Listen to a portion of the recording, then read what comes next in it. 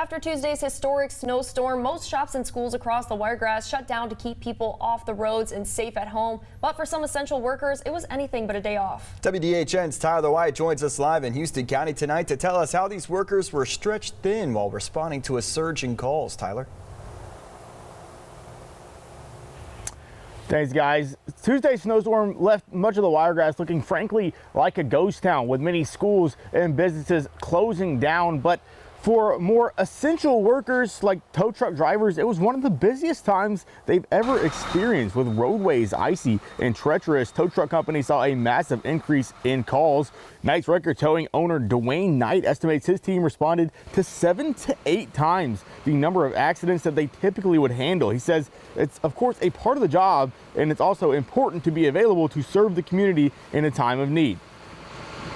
It's just nice to get out and help folks that generally want help, and they appreciate it. It ain't necessarily about the money all the time. It's just about getting out and helping the public, serving the community, and doing our part.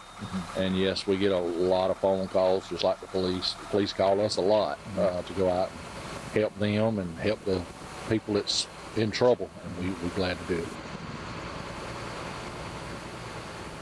Knight reiterated that although his workforce is stretched thin, helping the public is priority number one. We're live covering the snowstorm of 2025. Tyler White, WDHN News for the Wiregrass.